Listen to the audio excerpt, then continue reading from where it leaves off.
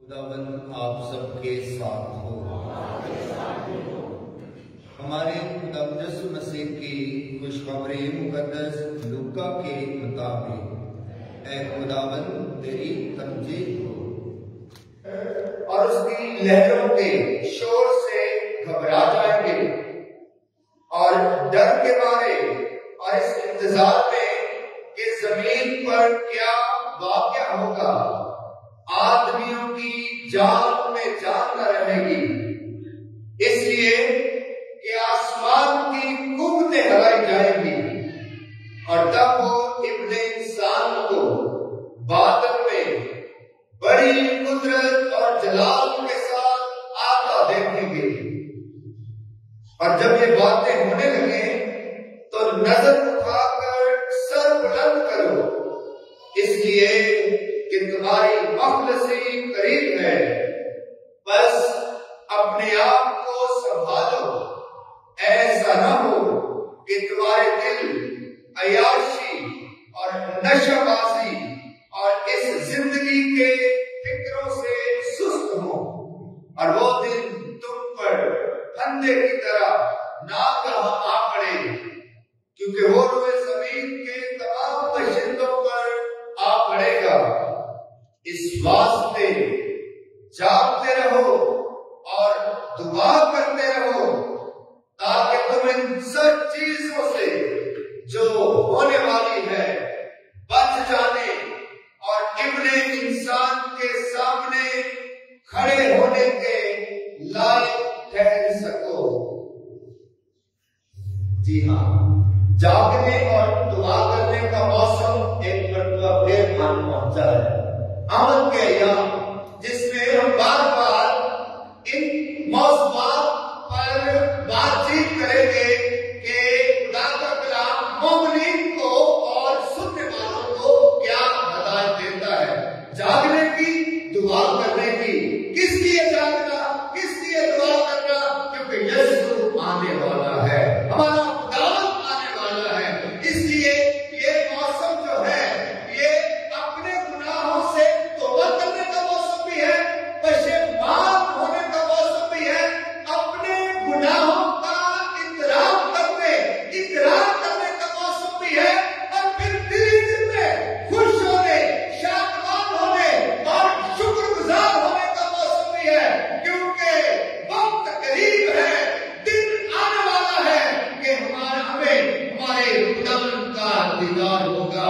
हम अपने खुदावंद को देखेंगे, खुदा हमारे दरमियान होगा और हमारी जिंदगी में आग उतरेगा। इसलिए आज लूका अजीज रईस हमें ये बावर करवाता है कि वक्त करीब है, ज़माने की आखिर पर क्या होगा, किस तरह के नशरात, किस तरह की अलामतें ज़ाहिर होगी, और जब ये ज़ाहिर हो तो तुमने क्या करना है?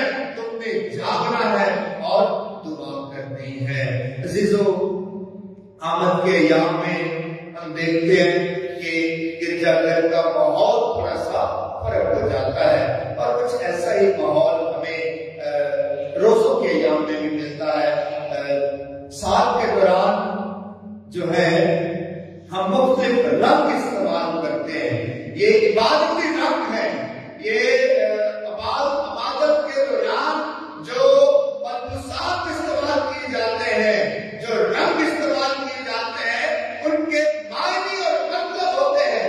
और आप देखते हैं कि रोज़ों के दौरान भी जो इबादती रंग होता है वो जामुनी होता है, और आमद के अय्याम में भी जो रंग इबादत का इस्तेमाल किया जाता है वो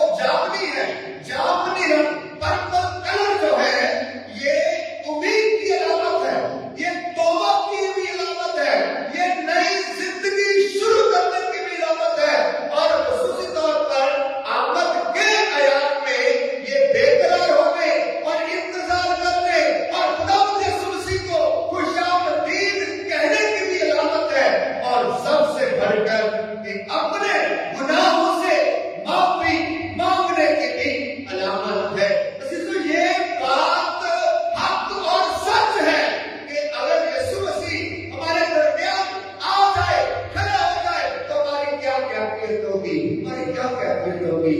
जब पतरस रसूल ने यीशु को पहचान लिया तो उसने कहा कि खुदावन मुझ गुनहगार से तू दूर हट जा।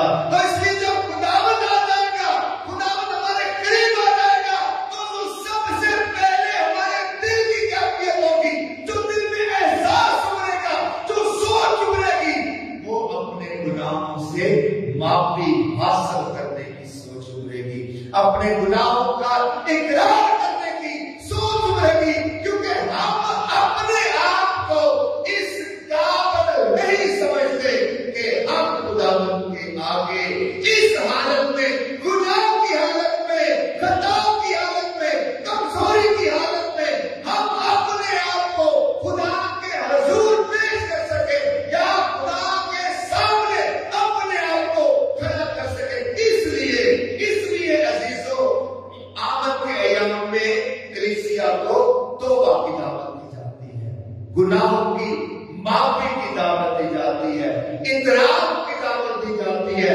अपने गुनाहों का इकरार करने की दावत दी जाती है कि हम सब अपने गुनाहों का इकरार करके, तौबा करके, पश्चाताप होकर खुदा की तरफ लौटे और अपने गुनाहों का इकरार कर सके। अजीजों, हमने आमद के इन पुरफज़ल बाबरकत अय्याम की पहली शबा को रोशन किया है।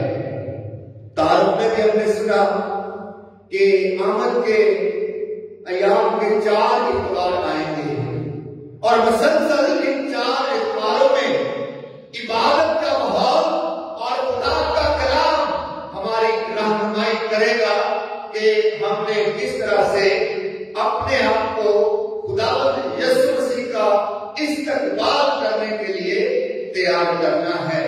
आज पहली शमा रोशन की गई है, जिसे उम्मीद की शमा कहते हैं।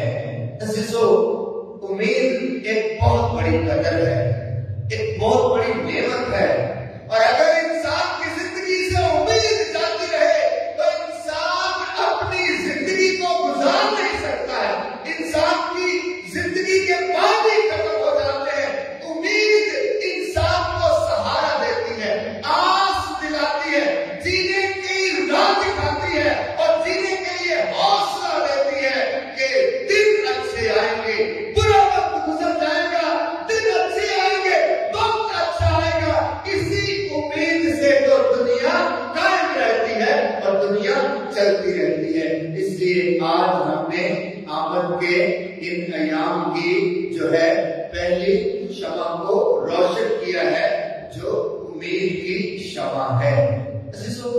शमा जो है मोमबत्ती और शमा, चिराग, रोशनी, नूर, ये खुदा की अलामतें हैं, ये खुदा की हजूरी की अलामतें हैं, ये खुदा के वजूद की अलामतें हैं, ये खुदा के अपने आप को जाहिर करने की अलामतें हैं, ये खुदा के प्रकाश की अलामतें हैं, कि ये खुदा के होने की अलामतें हैं।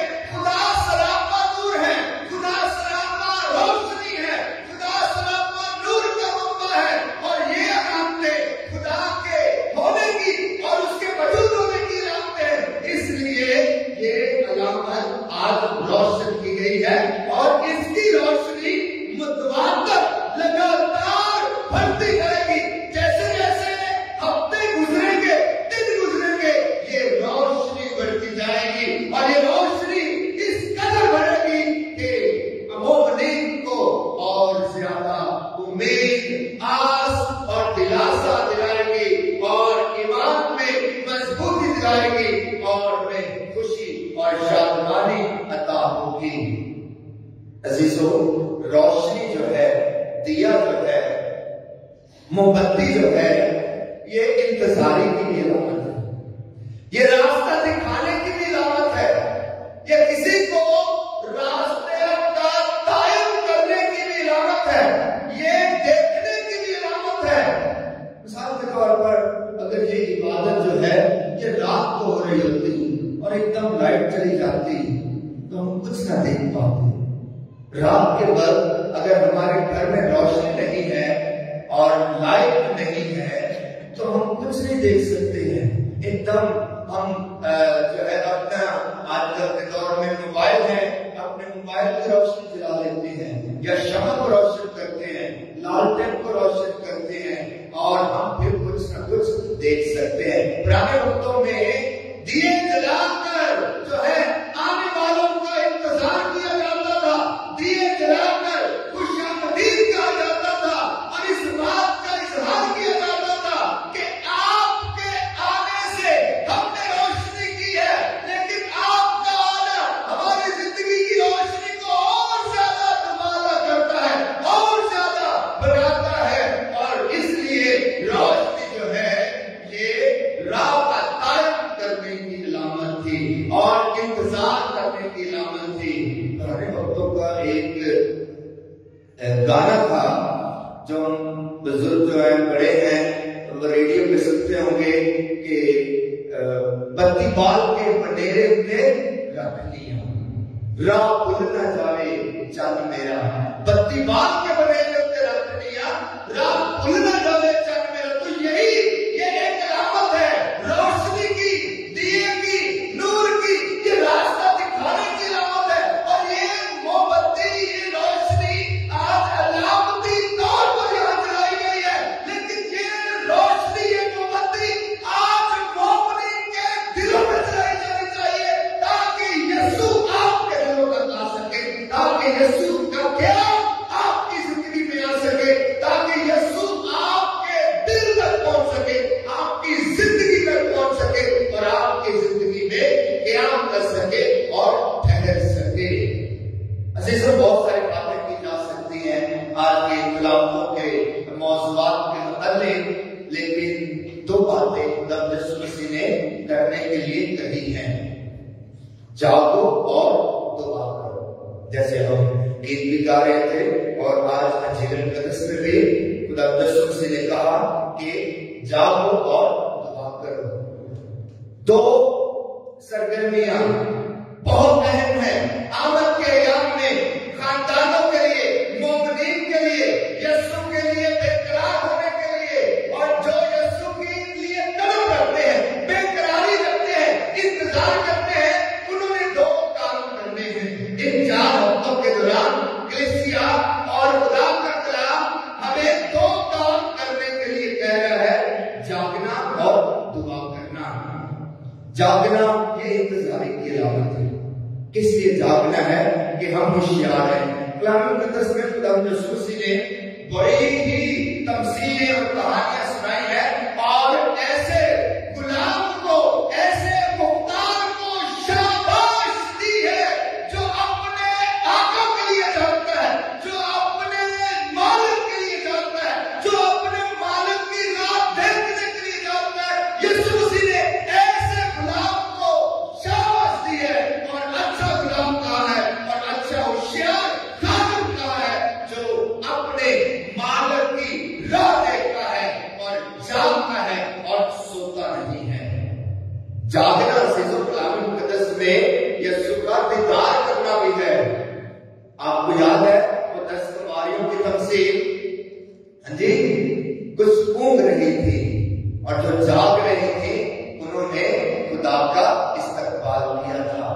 अज़ीज़ों, जागने से मुराद ये नींद से जागना नहीं है, जिस्मानी तौर पर नींद से जागना नहीं है। ये ऐसा नहीं है कि हम रात को सोए और सुबह जाग गए, ऐसी बात नहीं है। कलाम मुक़द्दस में जागने से मुराद वो शख्स है जो खुदा के लिए जानता है, जो बासमीर है, जो बाशाऊर है, जो खुदा की आस में जानता है और जो खुदा का इंतजार करता है और जो एक दूसरे का ख्याल करता है, एक दूसरे की जरूरत को महसूस करता है और उसकी जरूरत में उसका ख्याल करके आगे बढ़ता और मदद के लिए अपने आप को पेश करता है। जागने से मुराद कलाम मुक़द्दस में ये है, जो इंसान दूसरे की मदद के लिए तैयार रहता है, वो जागा हुआ इंसान है, वो रोशन इंसान है।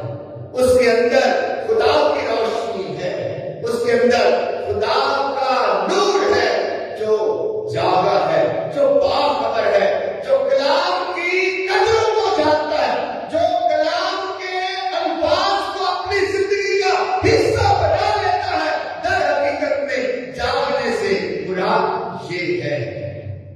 फिर यीशु मसीह ने कहा है दुआ करो, जागो और दुआ करो।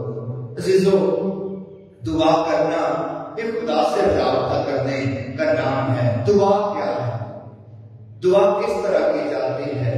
अजीजों, दुआ खुदा से राब्ते का नाम है, ताल्लुक बनाने का नाम है, खुदा से बातचीत करने का नाम है, खुदा से गुफ्तगू करने का नाम है। और फिर दुआ करना खुदा की आवाज को सुनने का नाम है, अपनी कम कहने और खुदा की ज्यादा सुनने का नाम है। शायद हम ये समझते हैं कि हमें ज्यादा बातचीत खुदा से करनी है और ये दुआ है। ऐसा हरगिज़ नहीं है।